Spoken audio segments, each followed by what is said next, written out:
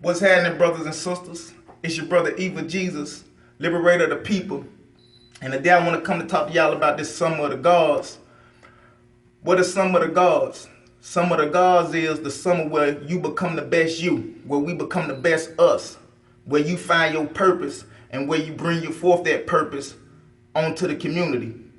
And for us as blacks and Africans, the sum of the gods ain't about trading algebraic knowledge. And by algebraic knowledge, I mean knowledge that may be good to know, but won't have no use in the everyday world.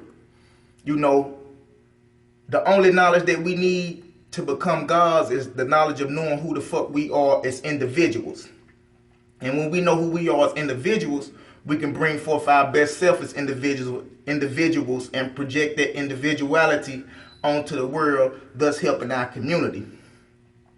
So that is what we'll be focusing on. I be going around getting interviews from gods and goddesses who have found their purpose and who are projecting their purpose onto the world and helping out our community with their purpose.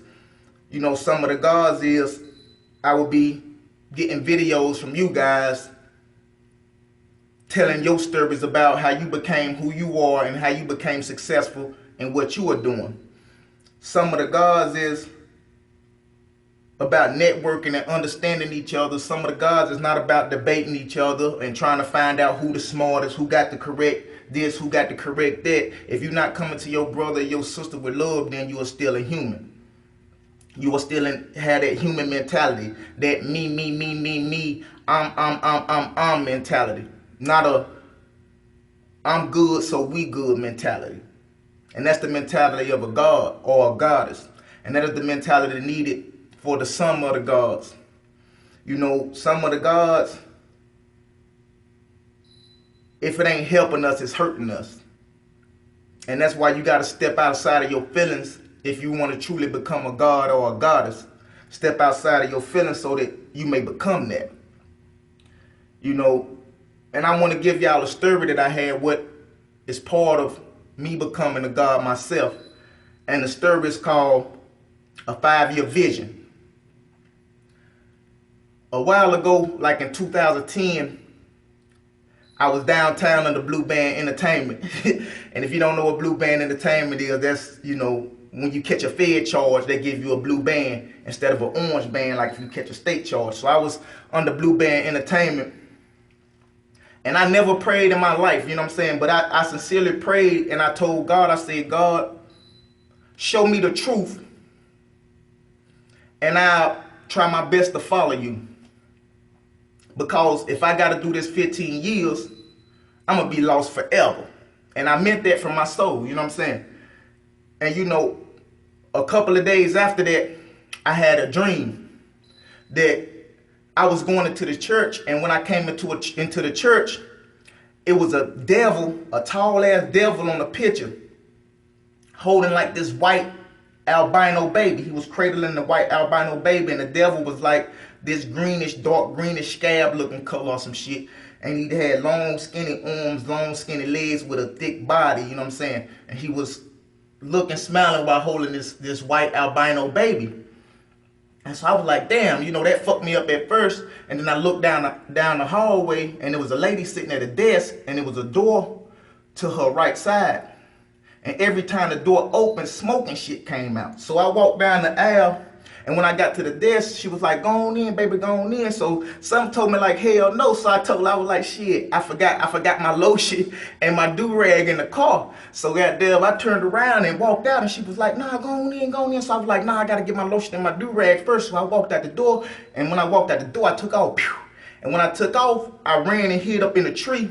And I seen a whole bunch of people running up out the church looking for me, And they couldn't find me because I was up in the tree, but they was running around looking for me. So I woke up, I was like, oh shit, And it kind of stuck with me, but I didn't really think too much of it, So when I caught 3 years Fed time, my paperwork straight, but I caught 3 years Fed time, ended up doing 3 years. So when I went to the federal prison in Kentucky, I got into the Hebrew Israelite thing, which I thought was a step up from Christianity. And I started learning, and I was with the brothers, And I was telling the brothers about the story, and they was like, God damn, bro, yeah, that's kind of crazy. That's kind of crazy, whatever, whatever. So then a couple of days after that, I had the second part of the vision. And this was like a year and a half after I had the first dream. You know what I'm saying?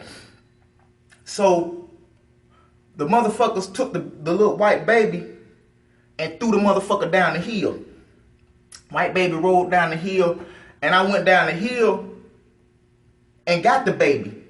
And when I got the baby, I took the baby up on stage in front of all of the brothers and sisters. You know what I'm saying? It was Hebrew brothers and sisters dressed in African, like African dashiki type clothing, all that type of stuff.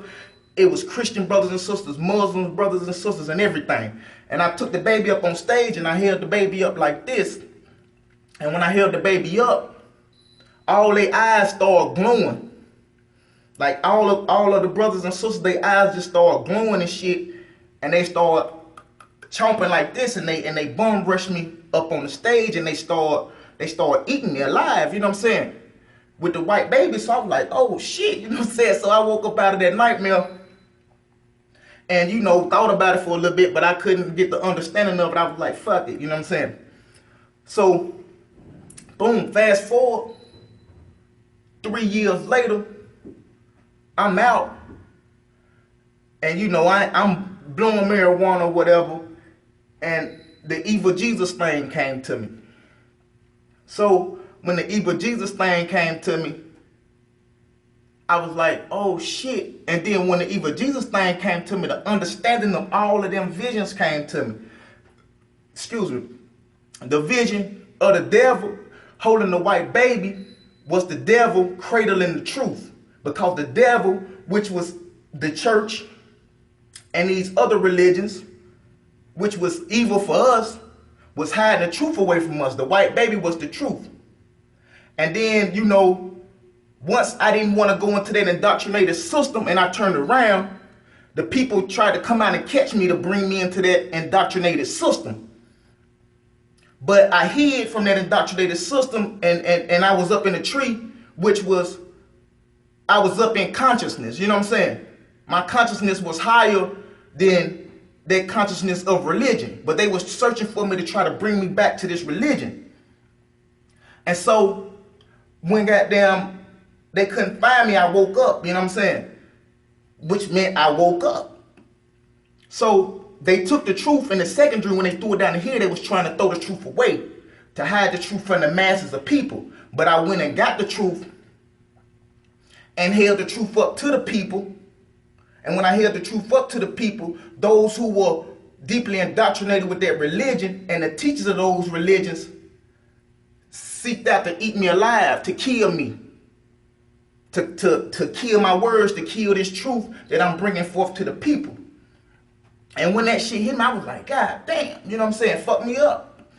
But it was an understanding that we doing all this seeking in these books and these religions when anything that you need is already within yourself.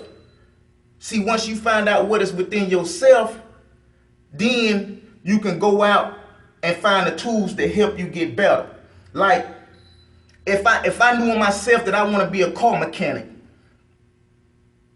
I'm not going to go out and seek computer shit to learn about computers. No, because I'm a car mechanic. Once I find out I'm supposed to be a car mechanic, I'm going to go seek all the knowledge about being a car mechanic from those before me. But see, we don't know our purpose, so we seeking and getting all this stuff from everywhere, but we're not able to put it to use because we don't know who we are. Once we find out who we are, then you can go seek the knowledge from others that was in your field to help you to shoot past them and to further their mission for liberation. And with that being said, I love y'all. I love us. And we will end this with a God's prayer. Don't bow your head like the oppressor taught you to. Look up, for Black Power loves you. And it goes like this. I am a God. I am connected to the universe because the universe is within me. I was once human because I was taught by man to be a servant of man. But once I started to listen to myself, I started to hear God's words. And once I acted on God's words, I became those words. And once I became those words, I found my purpose. And once I found my purpose manifested itself. And once my purpose manifested itself, I became a God, creator of my own destiny, breathing life into those around me, making them gods also. No longer will I argue, procrastinate, or complain. No longer will I be fearful or doubtful or hate my black African brothers and sisters, for those are the traits of humans, and I have transformed and ascended into the realm of consciousness and reality. I silently weep for my brothers and sisters, for they know not their potential. But through my actions and the actions of those like me, they will see and awaken. I am, you are, we are gods. In the name of liberation, we meditate. Amen. Ra. It's your brother, Evil Jesus. And if you would like to make a donation, please click the link above. And once again, I love us.